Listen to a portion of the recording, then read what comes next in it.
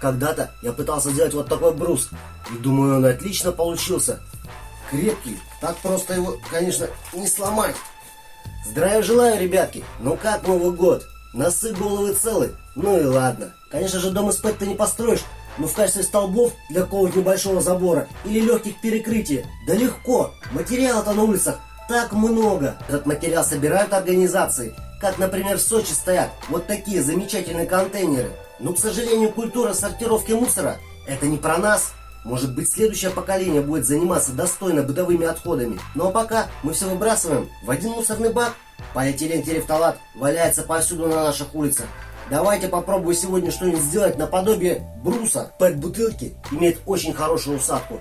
И нужно создать какой-нибудь инструмент, чтобы его отформовать в нужный мне прямоугольник. И уже на этой болванке я буду укладывать слои внахлёст. Это очень прочное соединение. Давайте покажу. Да, я до сих пор перечитываю вот такой замечательнейший и любимый в моей молодости журнал «Наука и жизнь». Вот так. Если укладывать материал, то соединения получаются очень прочными. Ну а теперь о самой болванке. Вся задача заключается в том, что когда материал уже отформуется, например, вот так, вы уже не сможете снять изделие, потому что материал имеет хорошую усадку, и он так затянет болванку.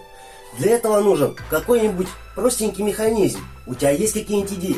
Пиши буквы под видео. Но я пока попробую намутить свой. Комментировать особо тут нечего. Уголки 20-ка, длиной 2,5 метра, так что станок у меня получится 125 сантиметров в длину. Соседи, извиняйте меня за столь шумный беспредел. Вот такие замечательные алюминиевые брусочки могут встречаться на наших свалках. Не зря я их подобрал. И вот пригодились.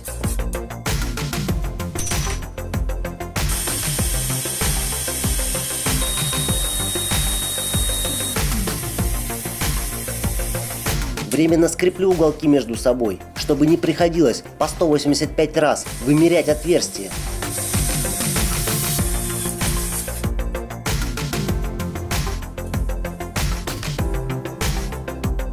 Большинство, наверное, уже знают, где я взял эти болты и гайки. Ну а кто впервые, информирую. Все эти болты, гайки и шпильки я, конечно же, накрутил тоже на свалке. Видите, какие болты? Еще советские.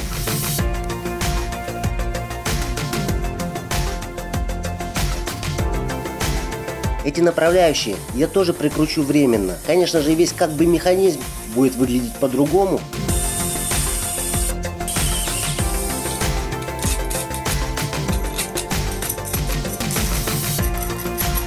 Ну а теперь осталось настроить все по фэншую, чтобы направляющие были ровно по центру, ничего нигде не задевало, ну и, конечно же, чтобы не болталось.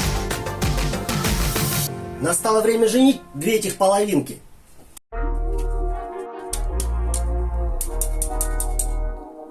Так называемый механизм натяжки у меня будет тоже очень простой. Боюсь, что алюминий все-таки мягкий материал для такого станка.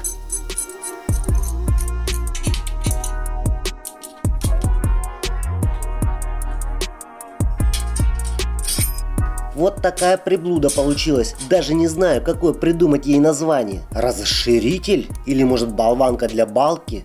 Конечно, такой инструмент хотелось бы собрать из более прочного железа. Но чем богатый, тем и рады.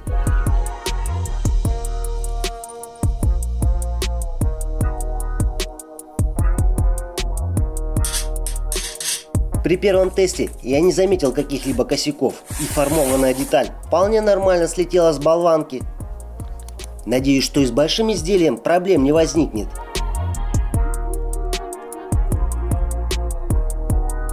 Вроде работает. Буквы под видео из тебя, как ее можно доработать. Ну остался только материал. Бегом в поля. Их сейчас загудят доброжелатели. Фу, помоечник, да как ты можешь? Там же грязно все.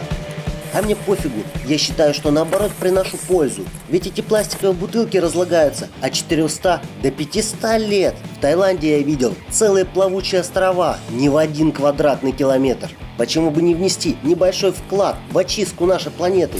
Ну вот один мешок-то набит, осталось, наверное, еще штук 5.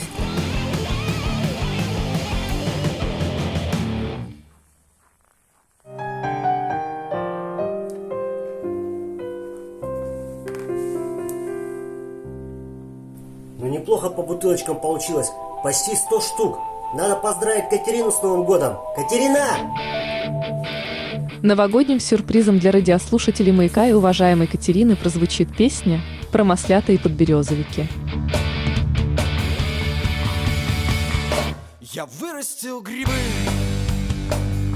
они растут и радуют меня. Я вырастил грибы,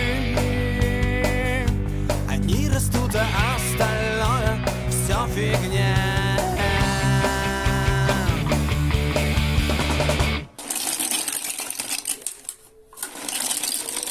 Да, материала, конечно, получилось не на один видеоотчет. Для будущих моих мыслей и ваших советов, конечно же. Горлышки я тоже не стал выкидывать. А знаете почему? Вот у меня есть такая тестовая балка, и она гнется. Видите? Но если напихать осадки буделок в нее, нарезанные горлышки замечательно образуют грани и упираются прямо в углы балки, тем самым придавая прочности конструкции.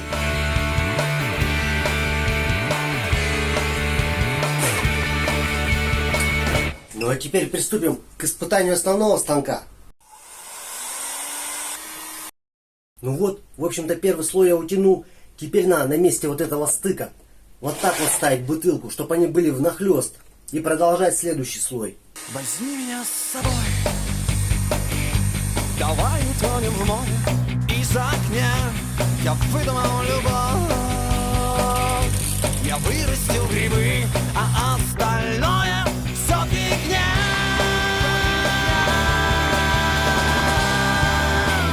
В радужном мире солнце. Замечательный трек, не правда ли? Что-то я отвлекся от темы. Таким способом я попробую утянуть 6 слоев. На данном этапе я буду укладывать все различные цвета, которые мне попадутся. Конечно, процедура эта не быстрая, и надо набраться терпения, чтобы получить хоть какой-либо результат. В радужном мире. Нужно сделать так, чтобы слои были по нарастающей. Это нужно сделать для того, чтобы потом немножко стянуть и продолжить балку.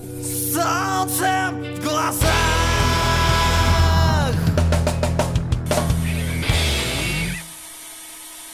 Ну а теперь надо немножко ослабить, чтобы стянуть чуть-чуть и продолжить дальше.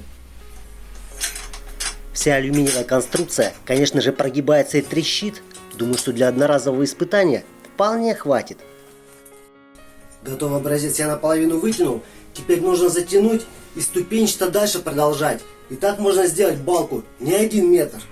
Продолжаем процедуру в том же порядке, в котором я укладывал первый метр.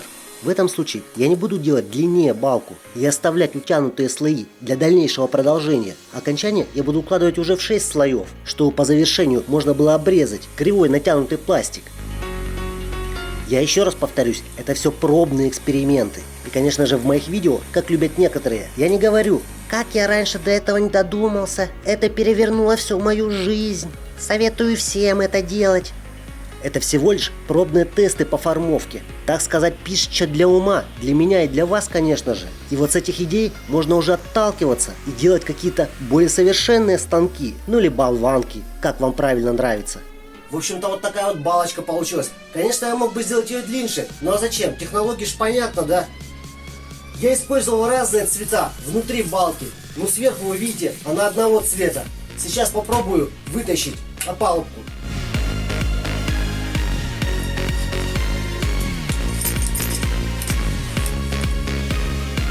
Пилится материал, конечно, ну очень проблематично. Я попробовал и ножовкой по металлу, и ножовкой по дереву. Для таких целей, наверное, подошла бы нагретая струна. Но, к сожалению, в сборе у меня такого инструмента не оказалось.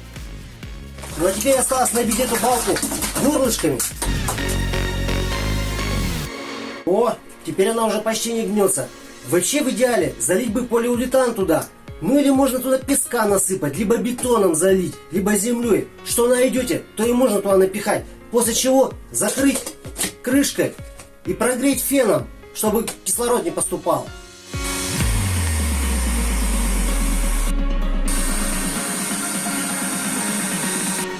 В общем-то вот, полноценная балка для какого-нибудь вспомогательного строительства. А почему бы и нет? Например, в качестве балки для забора. Или в качестве, может, какого-нибудь курятника, я не знаю. Можно сделать из нее раму и уже потом обшить какими-то досками там или сеткой. Почему бы и нет? Боюсь, что стол выпадет.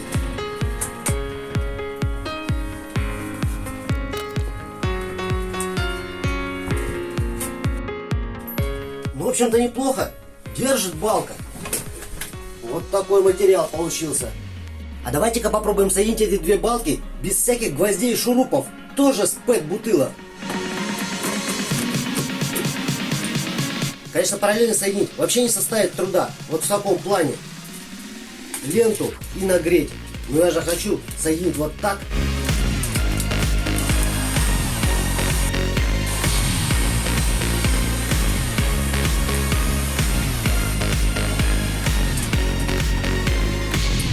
Ну, возможно, если лент побольше использовать, либо потолще, то вполне реальное соединение. Почему бы и нет?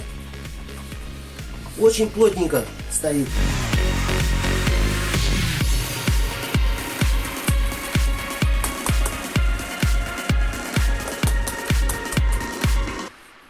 Ну что делать вот из этих мелких бутылясиков? Да тоже балку, палку или направляющую, не знаю, как ее назвать. Буду делать тоже из того, что есть. Нашел два алюминиевых уголка и вот такую балку. В этом варианте я хочу попробовать сделать рельсовую, что ли, натяжку. В качестве роликов будут выступать мелкие подшипники, а не подшипники, как говорят некоторые. Ну а в качестве рельс алюминиевые уголки. Весь смысл в том, что где будет утягиваться бутылка, в этом месте и будет стоять импровизированная тележка. Тем самым я буду передвигать в тех местах, где будет производиться усадка. Кроме как шпильки, в качестве толкателя для передвижной тележки я не нашел. Вообще, конечно, я задумывал проволоку прицепить с двух сторон, чтобы можно было тянуть тележку в разных направлениях. Ох, шляпа получилась, конечно. Ну да ладно, любой вариант имеет место пройти испытание. Буду пробовать.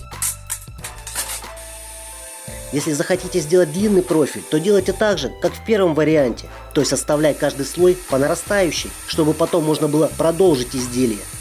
В данном тесте я не буду заморачиваться, утяну пару слоев, чтобы посмотреть, а возможно ли вообще что-нибудь сделать таким способом.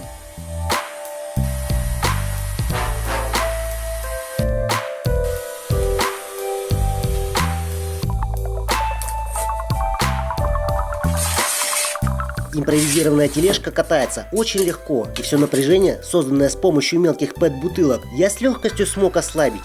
Ну, в общем-то, тоже неплохо, но здесь слоев, к сожалению, мало. Давайте попробуем ее тоже примотать к общей балке, вот к этой. Вот так. Здесь я воспользовался бутылкой чуть шире, чем стандартные. Это так называемые 1,5-литровые бочонки.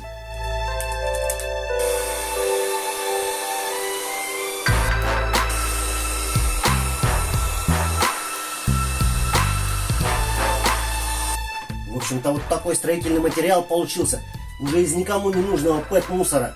С минусовым или плюсовым знаком ставить мне гигаляхи. Решать вам. Давайте немножко порисую. Кто-то скажет: ой, электричество много потребляет. Да это же не проблема. Ну создайте вот такую маленькую печку и жгите в ней мусор, который попадется. Вместо фена здесь будет выступать нагретое отверстие. Таким способом, я думаю, что нагрев со всех сторон равномерно усадит на болванку. А давай вместе подумаем, как можно в торец соединить эти ПЭТ-балки. Как сделать вот такое соединение, без единого гвоздя и шурупа. Это задумано не просто так. Я хочу сделать пару полноценных лавочек из ПЭТ-материала. Думаю, что эти лавочки, как арт-объект из переработки вторичного пластика, будут смотреться ну вообще отлично. Но проблема не в этом. Вся проблема в бюрократии. Наверное, столько волокиты с администрацией, чтобы согласовать, а можно ли поставить такую лавку. Ты как считаешь? Короче, давай пиши свои классные идеи и желательно на WhatsApp, который ты видишь в конце каждого моего видео. И ты даже можешь снять небольшой видосик и отправить мне. Вместе обсудим. Огромное спасибо хочу сказать ребятам, те, кто помогает финансово. Денежки, конечно, идут не только на эксперименты, но и погашение неудавшейся инвестора Катерины. Но я с вами не прощаюсь. Не болейте и храни тебя Господь. Помни, мозг надо тренировать. Так что изобретай что-нибудь. Пока. Подписывайся на инсту и смотри первым мое новое неотмонтированное видео. Между съемок я часто кидаю рабочие куски от снятого материала.